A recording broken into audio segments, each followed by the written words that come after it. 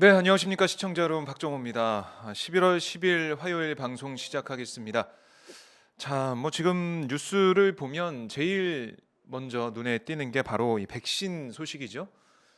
미국 제약회사 화이자가 백신 개발을 계속하고 있는데요. 임상시험 3상을 하는 가운데 지금 백신 효과가 90%를 넘었다라는 발표를 했습니다. 그래서 뭐 어제 간밤에 뭐 뉴욕 증시나 유럽 증시 또 우리 증시 지금 상황 쭉 보면 많이도 상승을 하고 있거든요.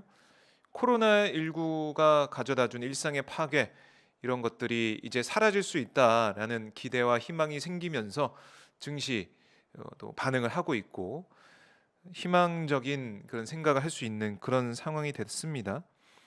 뭐 파우치 소장도, 미국의 파우치 소장도 화이자 백신 효과 90%이 상황에 대해 예상 밖이다, 놀랍다라는 기대를 표출하고 있고요. WHO도 바이든 정부와 협력을 기대한다, 화이자 백신 소식을 환영하는 그런 목소리를 내고 있습니다. 자, 뭐 이렇게 되면 만약에 이게 순조롭게 진행이 된다면 곧 음, 백신을 우리가 볼 수 있지 않을까라는 생각이 드는데요. 물론 지나친 낙관은 금물이지만 지금 실험 결과, 임상 시험 결과가 이렇게 나오고 있기 때문에 아마 백신의 소식, 이건 계속해서 들려올 거라고 생각을 합니다. 미국 대선, 우리가 이렇게까지 손에 땀을 쥐고 흥미롭게 본 선거전이 뭐 우리나라 대선 말고는 이렇게 있을까라는 생각이 들 정도로 미국 대선 많은 사람들의 관심을 끌었습니다. 바이든 민주당 후보, 이제 사실 뭐 당선인으로 계속 불리고 있는데요.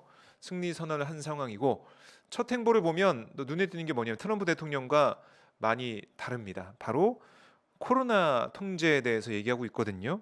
마스크 착용을 간청한다라는 말을 하면서 이 마스크가 최고의 백신이란 말, 우리 K 방역에서는 계속 말을 해왔어요. 그만큼 마스크는 없어서는 안 될 최고의 이 바이러스를 향한 무기고 방패이기 때문에 마스크를 써야 된다는 얘기를 계속 했죠. 근데 미국에서는 마스크 쓴다고 막 때리고 폭력을 쓰고, 쓰라고 했다고 때리고 뭐 이런 얘기가 들릴 정도, 뉴스가 나올 정도로 마스크 착용에 대한 경각심이 없었습니다. 거기에 대해 바이든 당선인이 마스크 좀 착용해달라라는 얘기를 하고 있고요. 미국 코로나19 확진자가 지금 1,000만 명을 넘어섰어요. 그러니까 100명 중 3명이 감염됐다는 얘기고요. 그만큼 코로나19가 이번 미국 대선 상황에 있어서, 레이스에 있어서 큰 영향을 준 요인 중에 하나가 되겠습니다. 트럼프 대통령 본인이 코로나19에 감염돼 가지고 격리되는 일까지 있었기 때문에 그 충격은 이루 말할 수 없었고요. 코로나19 또 흑인들의 인권을 보장하라는 블랙 라이브즈 매러 그 운동으로 대표되는 그 시위, 거기에 트럼프 대통령의 대응이 또 문제가 되기도 했었고요. 이런 여러 가지 사항들, 트럼프 대통령이 올해 초까지만 해도, 코로나19가 나오기 전까지만 해도 사실상 어, 재선에 당선될 것이다라는 얘기를 많이 했어요. 그만큼 미국 대통령 선거라는 게 재선에 도전하는 사람이 유리한 부분이 있습니다. 이 트럼프 대통령이 재선에 실패하게 된다면 미국 역사상 6번째 재선에 실패한 대통령, 최근 들어서 그렇게 될 것으로 보이고요. 자, 이런 상황에서 바이든 당선인의 앞으로 행보, 저희가 더 계속해서 집중을 해야 될 것으로 보입니다. 자, 그리고 저희가 또 한 가지 말씀드릴 게, 트럼프 대통령이 국방장관을 전격 경질을 했는데 트위터로 잘랐어요. 네, 참 트위터로 해임이 되는 마크 에스퍼 장관. 오늘 트럼프 대통령이 트윗을 날린 거 보니까 마크 에스퍼는 해임됐다, 나는 그의 공직에 감사하고 싶다라는 얘기를 하더라고요. 야, 뭐 별의별 일이 다 일어납니다. 그럼 트럼프 대통령이 자신이 마음에 들지 않는 사람들 인사를 임기 말기에까지 하면서 영향력을 이어가겠다, 레임덕이 없게 하겠다, 이런 강한 의지를 보여준다고 생각을 합니다. 트럼프 대통령이 불복 의사를 밝히고 소송전을 계속 이어가겠다고 얘기하고 있어서요. 뭐 미국의 상황은 계속 좀 혼란스러운 그런 부분이 있지만 바이든 당선인이 차분하게 어떻게든 이 정권 이양을 위해서 노력을 하는 모습, 네, 이건 좀 더 지켜봐야 될 것으로 보입니다. 자, 어제 국회 법사위에서 대검을 찾아서 법무부와 대검의 특활비 관련 서류를 점검을 했습니다. 점검을 했는데 3시간 동안 비공개로 점검을 했거든요. 그런데 결과를 보면 글쎄요, 같은 자료를 보고 다른 목소리를 내는 그런 모습. 그러니까 국민의힘은 법무부에 대한 그 부분을 좀 집중하는 모습을 보였고, 민주당은 검찰의 여러 가지 그 점검 서류가 미비하다라는 것을 지적을 하면서 좀 다른 목소리를 보였습니다. 근데 제가 주목하는 건 뭐냐면 그런 부분인 것 같아요.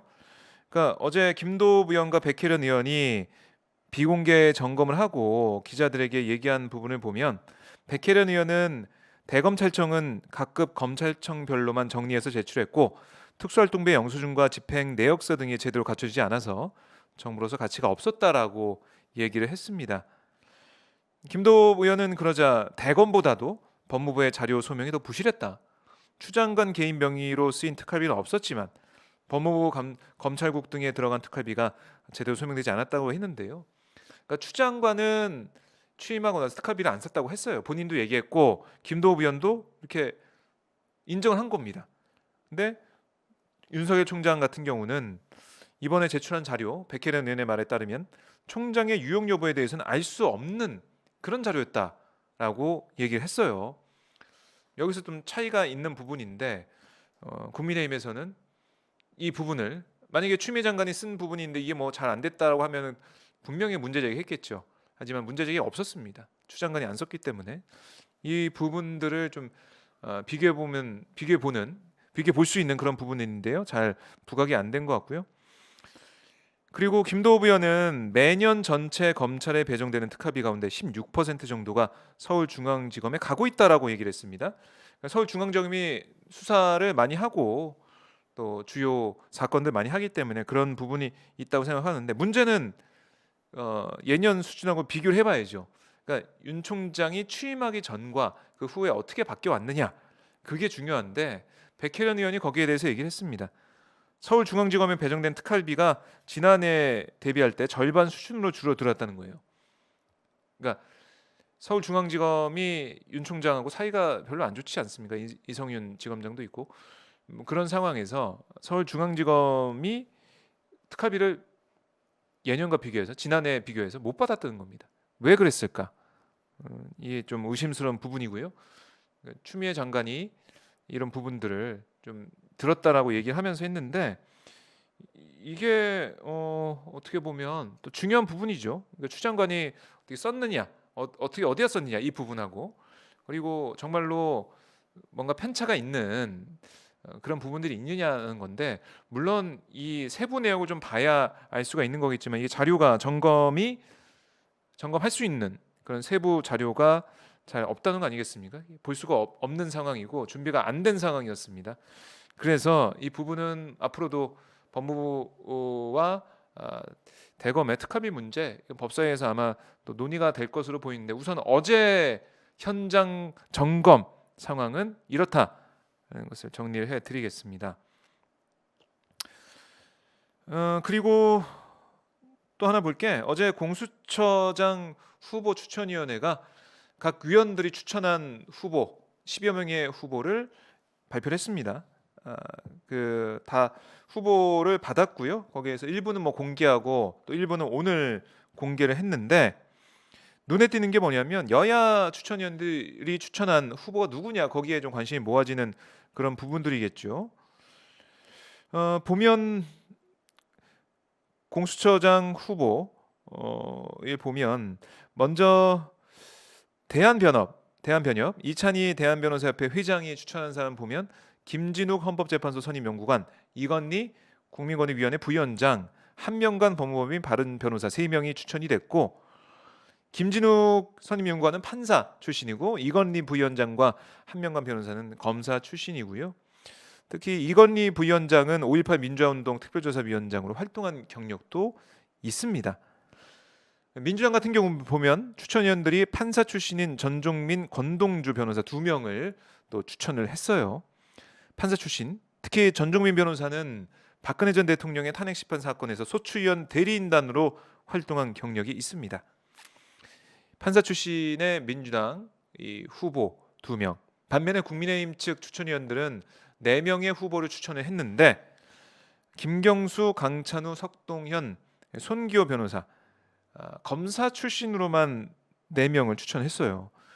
김경수 전 대구고검장, 아마 이름 좀 많이 들어보셨을 것 같아요. 2013년 대검찰청 중앙수사부가 사라지기 전, 그러니까 중수부 사라지기 전에 이 중수부장을 지내는 검찰의 어떻게 보면 특수수사 전성기를 이끌었다, 이런 평가를 받는 인물이고요. 또 강찬우, 석동현 변호사도 검사장 출신입니다. 이걸 보면 민주당과 국민의힘이 많이 대비가 됩니다. 두 사람이 여당과 야당이 판사 출신의 이 후보들이 추천이 됐다는 것은 뭐 이 검찰 문제들, 검찰의 그 비리들, 검사를 겨냥한 게 아니냐, 검사를 겨냥한 게 아니냐, 이렇게 좀 볼 수가 있고, 검찰 출신의 후보들을 추천하는 국민의힘 쪽 얘기를 상황을 좀 본다면 정부를 겨냥한 게 아니냐, 정부 고위공직자를 겨냥한 게 아니냐, 이렇게 보이는데, 앞으로 이렇게 뭐 10여 명의 추천된 후보들 가운데 2명을 추천위에서 올립니다. 올려서 대통령이 그 중에 1명을 선택하는 거죠. 그러면은 그 선택받은 후보가 인사청문 절차를 거쳐서 공수처장으로 일을 하게 되는데, 이번 주 금요일 13일이에요. 이 회의, 공수처 추천위원회가 회의를 열고 후보 추천 2사람을 하기 위해서 의견을 모읍니다. 근데 뭐 지금 보면은 각 위원들이 추천한 후보들이 겹치지가 않습니다. 그 말은 합의를 해가지고 2사람의 후보를 추천하기가 쉽지가 않다는 거고요.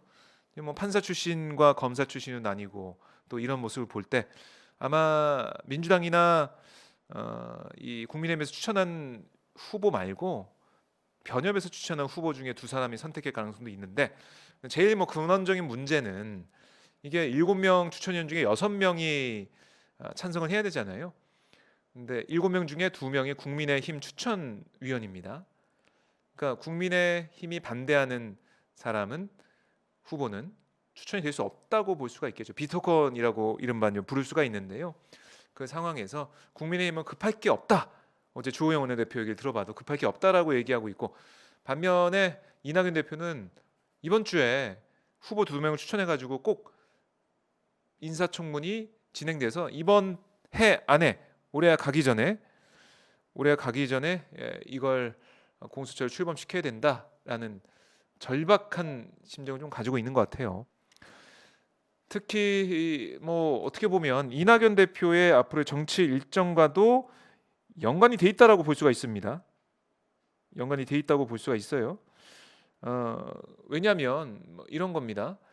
그러니까 지금 보면 이낙연 대표가 성과를 내야 돼요. 대표가 됐기 때문에 민주당을 이끌면서 주목을 받는 성과를 내야 되는데, 2가지입니다. 하나는 제일 중요한 게 공수처 문제가 되겠고요. 그리고 뭐 경제 문제도 있겠죠. 특히 부동산 문제를 포함한 세금 문제, 이걸 어떻게 정리하고 넘어가느냐, 갈등을 어떻게 봉합을 하느냐, 이게 제일 중요한 부분이고요. 2가지 이 상황을 잘 정리하고 나와야 뭐 본전이라고 할 수가 있는데, 그런 리더십을 좀 보여줘야 이낙연 대표가 정말 이렇게 리더십을 보여주는구나라는 평가를 받을 수가 있는 거겠죠. 그게 잘 되지 않는다면, 그게 안 된다면 우리가 이낙연 대표가 앞으로 대선 행보를 하기에는 글쎄요, 좀 약간 지체가 되는, 오히려 후퇴하는 면이 있을 수도 있다라는 것을 예상할 수가 있습니다. 그래서 이낙연 대표가 거듭 공수처 얘기도 하고 있고요. 뭐 부동산 문제에 관련해서도 여러 가지 TF를 만들어서 정책적인 면을 신경 쓰고 있는 그런 속내는 이런 게 있겠죠. 이재명 경기지사와 대선 주자 선호도, 차기 주자 선호도 일일이 다투고 있는데, 이재명 지사의 뭐 기세가 무섭게 올라왔었기 때문에 이낙연 대표가 반격을 할 수 있는 그런 모멘텀을 마련할 수 있을지, 이게 뭐 공수처 설치 문제 관련해서도 저희가 봐야 될 것으로 보입니다. 자, 야당 얘기를 좀 더 해볼까요? 야당 얘기를 좀 해볼까요? 안철수 국민의당 대표가 새로운 혁신 플랫폼을 통해서 야권을 재편하자라고 얘기했습니다. 근데 국민의당에서는 아니 세석짜리 정당 대표가 혁신 플랫폼 얘기해? 그리고 뭐 신당 창당까지 얘기했어? 아유 뭐 참 이른바 뭐 웃기지도 않는다. 뭐 이렇게 반응을 보이고 있는 거죠. 코웃음 치는 그런 상황인데 김종인 위원장도 그런 모습을 보였고, 그리고 뭐 지상욱 전 의원을 포함해서 당내에서도 그건 아니다. 뭐 정진석 의원도 그렇고 그건 아니다. 안철수 대표가 들어와라. 들어와서 여기서 뭐 혁신하든 하지. 우리가 뭐 어디 뭐 제3지대 모여서 빅텐트에 모여가지고 뭔가 새롭게 뭐 당을 만들고 기득권을 버리고 당을 만들고 그렇게 하진 않을 거다라는 얘기를 하고 있어요.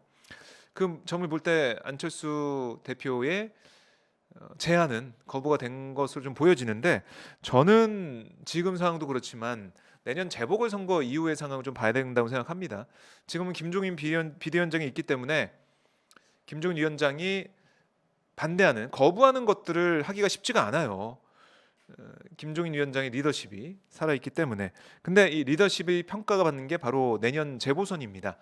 재보선을 통해서 김종인 위원장이 뭐 더 이상 리더십을 발휘할 수 없게 되는 상황이 된다면, 물론 약속한 게 내년 재보선까지지만 비대위원장직이, 근데 그걸 더 벗어나서 할 수 있는 건 재보궐 선거 결과에 따라 달라지는 거거든요. 그래서 이 김종인 위원장이 만약에 재보궐선거 좋지 않아서 책임지고 물러나는 상황이 될 때, 그때는 이 국민의힘에서 약간 좀 힘들어질 수 있다는 생각을 할 것 같아요. 위기감 이런 게 있을 때 안철수 대표가 지금 이렇게 야권 재편 얘기했듯이 밖에서 흔든다. 그러면 분명히 국민의힘 내부에서도 동요가 있지 않을까. 그런 것들까지 내다보고 안철수 대표가 이런 제안을 한 게 아닐까라는 생각이 드는데, 뭐 이래나 저래나 안철수 대표가 어떤 조직에 들어가면 그 조직이 좀 망가지고 당이 힘들어지고 이런 것들은 우리가 봐왔단 말이죠. 이번에도 창당하게 되면 5번째 창당이라고 하는데, 그걸 보면서 안철수 대표에 대한 신뢰가 야권에서 좀 남아 있을까, 이런 생각이 들고요. 어쨌든 국민의힘에서는 이번 재보궐선거를 앞두고 안철수 대표한테 들어와서 서울시장 선거 이기는데 좀 힘을 보태라, 뭐 이 정도의 좀 생각만 하는 것 같습니다. 뭐 대선까지 안철수 대표를 밀어주고 어떻게 하겠다 이런 생각은 별로 안 보여요. 물론 장제원 국민의힘 의원이 페이스북이나 이런 걸 통해서 계속해서 안철수 대표를 좀 옹호하는 그런 모습을 보이고 있는데, 국민의힘 전체로 보면 안철수 대표에 대한 이른바 호감도는 그렇게 크지 않다. 밖에까지 나가서 기득권을 놓고 뭔가 하나로 뭉쳐야겠다는 생각은 아직 없다라고 보시면 되겠습니다. 자, 그리고 윤석열 총장 얘기 잠깐 더 해보면, 어제 공정한 검찰과 국민의 검찰을 내세웠어요. 어제도 강연했습니다. 신임 차장검사 14명을 대상으로 강연했는데, 물론 직접적인 정치 현안에 대한 얘기는 없었습니다만 공정한 검찰과 국민의 검찰을 강조하면서 이렇게 얘기했거든요. 공정한 검찰은 형사 사법 절차에서 당사자 간 공정한 기회를 보장하는 것을 의미하며 당사자주의, 공판 중심 수사 구조, 방어권 철저 보장 등을 포함한다. 국민의 검찰은 검찰의 주인이 국민이란 것을 늘 염두에 둬야 한다는 뜻이라면서 공정한 검찰과 국민의 검찰은 동전의 양면이다라고 얘기를 했습니다. 물론 맞는 얘기죠. 공정한 검찰, 국민의 검찰, 당연히 그렇게 가야 되는 건데, 그러니까 지금까지 그렇게 하지 못해왔던 것에 대한 반성과 성찰은 왜 없냐는 게 우리 국민 여러분들의 지적입니다. 특히 최근에 이명박 MB 징역 17년형 확정받는 상황이 됐을 때, 아니 2007년 대선 때 서울중앙지검에서 수사했잖아요. 수사했는데 명확한 결론 내리지 않았고, 특검에서도 마찬가지고, 최소한 검찰에서 조사했던 부분들 그때 사실 진실이 거의 밝혀질 뻔했는데 갑자기 태도가 바뀌었거든요. 어떤 압력이 가해졌는지 아니면 뭐 정말 이른바 알아서 겼는지 모르겠지만은 여기에 대해서 성찰과 반성하는 모습이 있어야 된다는 그런 국민들의 목소리, 이거부터 듣고 여기에 대한 반응을 보이는 게 공정한 검찰, 국민의 검찰로 가는 길입니다. 그게 안 되면, 그게 안 된다면 국민들이 믿을 수가 없죠. 또 말만 저렇게 하는구나, 행동으로 안 보여주는 게 아니냐. 김학의 전 차관 문제도 그렇고 계속해서 지금 검찰이 어떻게 뭐 하는 얘기고 윤 총장이 하는 말이 좀 공허하게 들리는 그런 상황이에요. 여기에 대한 책임, 물론 검찰이 그동안 과거에 보여왔던 그런 무소불위의 권력을 휘두르고 자신 조직에 대한, 검찰 조직에 대해서는 온정주의로 흐르고, 이런 것들에 대한 반성기에 먼저 있어야 되겠습니다. 자, 그리고 국민의힘이 내년 4월 서울시장, 부산시장 보궐선거 후보 예비 경선에서 100% 시민 여론조사 결과만 적용하기로 가닥을 잡았습니다. 이 말은 뭐냐면 본선 경쟁력을 갖추기 위해, 그러니까 당원들이 뭐 이렇게 해서 본선에 경선에 나서는 사람 뽑는 게 아니라 어떤 사람이 인지도가 있고 또 국민들의 여론이 호의적이고 기대를 갖고 있는지, 이걸 보겠다는 거죠. 근데 뭐 본경선에 가면 당원의 의중도 들어가지만 당원의 의중도 최소화해야 됩니다. 당원이 20, 당원 참여가 20, 국민 참여 80으로 이 국민의힘 서울시장, 부산시장 후보 경선이, 본경선이 치러지게 되는데요. 이렇게 되면 그동안 회자가 됐던 이른바 여러 단계를 거쳐서 최종 후보를 정하는 일명 미스트롯 방식은 도입되지 않는 그런 상황이 되겠고, 또 중요한 게 시민 여론조사 경선의 최대 쟁점, 모집단과 표본 문제, 이거 남아 있는데 아직 정확히 정해지진 않았습니다. 하지만 국민들의 뜻을 받들어서 후보를 내겠다. 초반에는 정말 그렇게 예비 경선은 국민들의 뜻만 반영하고 본경선 가서도 당원 참여는 20으로 줄이겠다라는 얘기를 하고 있습니다. 그만큼 특히 뭐 서울시장 같은 경우는 본선 경쟁력이 더 중요한 상황이기 때문에 여기에 대한 신경을 쓰고 있는 게 국민의힘의 그런 전략이고요. 전략으로 보여주고요. 그리고 또 한 가지 볼 게 민주당도 서울시장, 부산시장 보궐선거 준비에 속도를 좀 내고 있는 상황입니다. 당 싱크탱크인 민주연구원이 이번 주에 서울 지역, 부산 지역의 정책 수요와 바람직한 후보상 등을 묻는 여론조사에 착수할 것으로 알려지고 있는데, 당 관계자는 설문조사 의뢰와 조사에 2주, 분석에 열흘 정도 소요된다, 이렇게 얘기를 했습니다.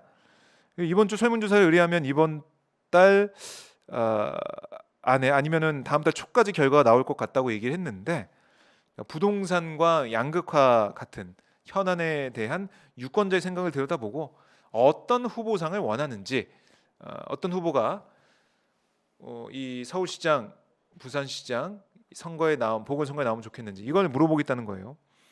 그래서 후보 공천과 선거 캠페인 과정에서 참고를 하겠다라는 건데요. 한번 이것도 한번 지켜봐야 될 것 같고, 그러니까 이제는 내년 4월 7일로 예정된 재보궐로 정치권들이 달려가고 있다라고 보시면 되겠습니다. 어제 보니까 박재호 부산시당 위원장을 포함한 부산 지역 민주당 지역위원장들이 부산시장 앞에서 고개를 숙이며 오거돈 전 시장의 성추행 사건, 여기에 대한 사과를 다시 했습니다. 그 사과를 하면서 이제 본격적인 선거 국면에 들어가서 민주당이 내는 후보를 심판해 달라라는 얘기를 좀 계속 할 수밖에 없는 것 같아요. 네. 그리고 또 한 가지 눈에 띄는 게 가덕도 신공항 문제.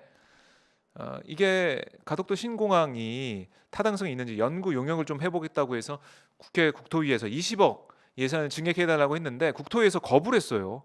그래서 김현미 장관 나와서 뭐 어려운 점을 얘기하긴 했는데, 물론 지금 김해의 신공항을 만드는 걸로 얘기는 됐죠. 총리실 산하에서 계속 이 보고서를 만들고 있습니다. 안정성 문제가 있는데 이건 괜찮은 건지, 정말 할 만한지. 어떻게 보면은 김포 공항에 새로운 더 시설을 추가한다, 뭐 이렇게 볼 수도 있는 거거든요. 김해 신공항을 확장하는 것은 쉽지가 않잖아요. 김해 신공항도 산이 있고 뭐 여러 가지 지형적으로 문제가 있어서 안정성에 문제가 있다는 지적이 되어 왔고요. 이번에 아마 결과가 발표될 것 같은데, 그래서 뭐 부산, 울산, 경남 지역 지자체장들은 뭐 오거돈 전 시장과 아, 그리고 김경수 지사를 포함해서 이 지역에 있는 지자체장들은 이거를 안전성을 보고 우리가 가덕도 신공항 추진할 수 있으면 추진하자 뭐 이렇게 나오고 있거든요. 이게 지역 민심에도 큰 영향을 주는 상황도 있어서 아마 민주당에서는 가덕도 신공항을 계속 밀 것으로 보여요. 근데 어제 뭐 영구미 용역 이게 20억 증액이 안 돼가지고 결국 다른 R&D 예산 그걸 늘려서 예산 늘려서 거기에서 쓰는 걸로 했는데 그래서 아마 계속해서 김태년 원내대표가 국토부 차관을 향해서 뭐 참 험한 말도 해가면서 이런 국토부의 모습에 대해 못마땅한 그런 모습, 못마땅한 그런 입장을 표명하기도 했습니다. 가덕도 신공항 문제 이것도 아마 내년 표심에 영향을 많이 줄 것으로 보여요. 부산 표심에 뭐 이런 것들. 민주당은 지금 서울시장 선거, 부산시 선거 참 힘들게 후보를 내는 건데요. 민심을 사로잡을 수 있는 그런 정책, 공약 이걸 어떻게 만들고 어떻게 홍보하고 어떻게 알릴지 이게 제일 중요한 관건으로 보입니다. 한번 저희가 이 부분은 계속 지켜봐야 될 것 같고 그리고 부산시장 국민의힘 후보군 계속 늘어나고 있죠. 어제는 박민식 전 의원이 출마 선언했고 박형준 전 위원장 지금 준비하고 있고 이현주 전 의원도 조만간 부산시장 보궐선거 출마 선언한다라고 또 얘기를 하고 있어요. 이진복 전 의원 얘기도 있고 자 후보군이 계속 늘어나고 있는 상황입니다. 반면 서울시장 후보군이 우리가 그동안 많이 들어왔던 사람이죠. 이해운 전 의원, 오세훈 전 시장, 나경원 전 의원 등등해서 김종인 위원장이 찾던 참신하고 좀 국민들이 왠지 잘할 것 같다 이렇게 생각하는 사람들은 좀 아직 안 보이는 느낌이 듭니다. 왜냐하면 이번 총선에서 다 심판을 받은 그런 정치인들이잖아요. 다시 한번 4월 총선에 나온다고 해서 보궐선거에 나온다고 해서 좀 평가가 달라질까 여기에 대한 회의감을 많은 분들이 토로를 하더군요. 네, 뭐 국민의힘에서는 알아서 후보를 만들어 가겠지만 아까 제가 얘기한 대로 국민 여론조사를 통해서 예비 경선하고 본경선에서도 당원 참여를 당원을 20으로 낮추고 80을 일반 시민으로 국민으로 하겠다라는 거니까요. 좀 봐야겠지만은 글쎄요. 국민의힘이 서울시장 선거에선 좀 고전할 수도 있다. 물론 여론조사에서 보면 서울 지역이 국민의힘이 더 많이 나온다고 하는 그 얘기도 있는데 글쎄요. 수도권 같은 경우는 국민의힘이 열세를 좀 보이지 않을까 그럴 가능성이 크다라고 좀 지금까지는 상황 판단을 할 수가 있겠습니다. 자 오늘 예결이 경제 분야 질의가 있게 되는데요. 556조에 달하는 내년도 예산안 우리가 꼼꼼히 살펴봐야 되고 또 특히 이 예산안이 우리 국민들의 삶을 개선시키고 코로나19 시대에 버틸 수 있는 힘을 주는 그런 피가 되고 살이 되는 예산이 돼야 될 것 같고요. 각 지역의 뭐 쪽지 예산이라고 하나요? 이른바 민원성 예산은 이번에는 정말 하지 말았으면 좋겠습니다. 21대 국회는 전체 우리 국민들을 위해서 우리 혈세가 소중하게 잘 쓰일 수 있으면 좋겠다 이런 바람을 가져봐요. 네. 코로나19가 지금 화이자의 백신 개발 그 과정이 좀 잘 돼가면서 분위기가 좀 좋은데요. 코로나19 이후의 그 시대를 좀 준비해갈 수 있는 특히 뭐 한국형 뉴딜, 그린 뉴딜, 디지털 뉴딜 이런 것들, 우리나라 미래 먹거리 사업들 이런 것들 준비를 더 철저히 해야겠다라는 생각이 들고요. 또 남북 간의 협력 이런 것도 이런 예산도 아마 꼼꼼하게 준비가 돼서 바이든 시대에서도 우리가 한반도 평화 프로세스를 잘 준비해서 갈 수 있으면 좋겠다라는 판단도 해 봅니다. 자 어떻게 보면은 우리 문재인 정부가 계속 트럼프 대통령 행정부와 합을 맞춰가면서 북미 대화도 정상 외교도 실현시켜주고 남북 간의 대화 정상 외교도 있었고요. 남북미가 한 자리에 모여서 또 대화하는 그런 부분도 있었습니다. 한반도 평화 프로세스가 한 발짝 한 발짝 앞으로 가고 있는데 바이든 시대라고 해서 우리가 뒷걸음질 칠 수는 없겠죠. 좀 더 우리가 뭐 이른바 빨리 준비를 해가지고요. 바이든 쪽에 우리의 이런 상황, 우리의 입장을 좀 어필하면서 김대중 전 대통령이 클린턴 이 당시에 민주당 정권 클린턴 대통령을 만나서 해표 정책을 설명하고 클린턴 대통령을 설득해 냈듯이 우리 문재인 대통령도 아마 바이든 대통령 만나서 이런 설득 작업들 그리고 이 평화의 발걸음이 이 동북아 정세에도 도움이 되고 더 나아가서는 미국에도 이익이 된다. 이 점을 잘 설명했으면 좋겠습니다.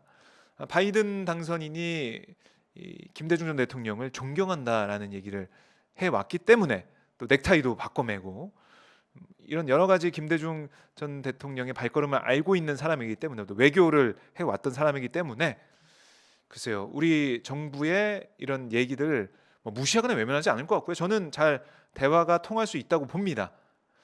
오바마 행정부 때 전략적 인내에 머무는 게 아니라 더 앞으로 나아가는 북미 간의 어떤 신뢰관계가 쌓여 있는 정상외교 간의 이 정상들 간의 신뢰가 쌓여 있는 이런 것들을 잘 이런 것들 이어받아서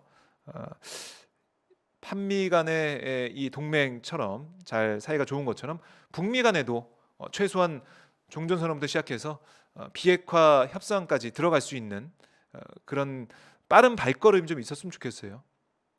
물론 내년 6월 뭐 7월까지는 이 안보 분야의 참모진들 뭐 장관 뭐 인사청문회 이런 것들이 이어지면서 참모진도 인선해야 되고요. 우리가 원하는 대로 좀 발빠르게 움직이지 않을 것 같아요. 하지만 이 대세는 거스를 수 없다. 다시 물길을 되돌아 올라올 수 없다라는 그런 심정으로 우리 정부가 바이든 행정부를 잘 설득해서 북한과의 대화를 이어갈 수 있었으면 좋겠습니다. 만약에 바이든 행정부가 체계가 안 갖춰져 있고 그렇다면 우리가 그 시간 동안은 가만히 있을 수 없잖아요. 그렇다면 우리가 북한과의 이런 인도적인 접근, 협력은 좀 해보겠다, 대화를 해보겠다, 아니면 개별 관광 해보겠다 이런 식으로 해서 우리의 프로세스를 얘기를 하면서 이해를 시켜가면서 하나하나 만들어가야 된다라는 그런 판단도 해보게 됩니다. 자, 바이든 시대, 트럼프 대통령 시대와는 좀 다른 그런 상황이 전개될 것 같은데요. 이럴 때일수록 우리 정부가 융통성을 발휘하면서 그동안 준비해왔던 이런 것들을 잘 실행해 갔으면 좋겠습니다. 자, 강경화 외무장관과 마이크 폼페이오 미국 국무장관이 미국에서 만났습니다. 만나서 한반도 상황의 안정적 관리를 위해 양국 간 긴밀한 공조를 유지해 나가기로 했는데, 자, 뭐 이렇게 폼페이오 장관도 만났지만 강경화 장관이 더 중요한 거는 바이든 당선인 측의 캠프에 있는 외교안보 담당자들, 이 사람들을 만나서 먼저 우리가 외교를 좀 선제적으로 하는 거죠. 이런 걸 통해 미국을 설득해 나가는 것들 필요해 보입니다. 자, 의대생 86%가 미응시한 의사 국시 실기 시험이 끝났다라는 소식도 들어와 있네요. 자, 국시 실기 시험 지난 9월 8일부터 약 2달간 분산 실시가 됐고요. 응시 대상자 3,172명 가운데 446명만이 시험을 접수를 했습니다.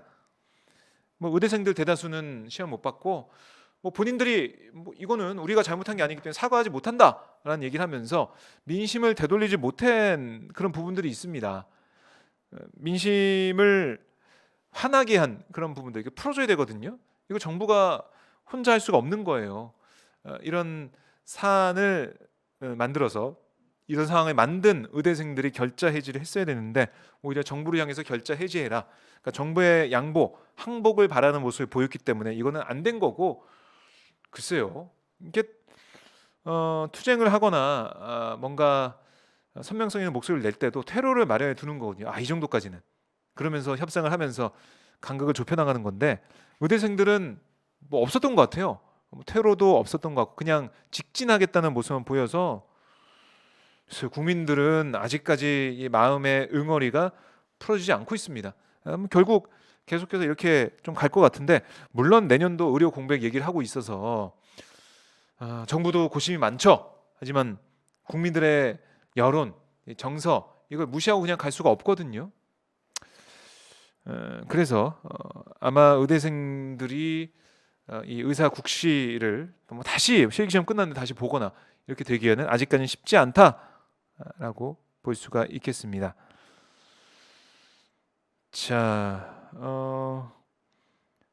그리고 전세대란이 임대차 3법 탓이냐 뭐 이런 얘기를 가지고 어제 국회에서 여러 가지 공방이 좀 있었는데, 예결위에서 공방이 좀 있었는데, 홍남기 부총리 겸 기획재정부 장관과 김현미 국토부 장관 얘기가 좀 달라서 논란이 좀 있습니다. 자, 그러면 국회 예결위 현장으로 넘어가서요, 오늘 어떤 질의가 진행되는지 끝까지 봐주시면 고맙겠습니다.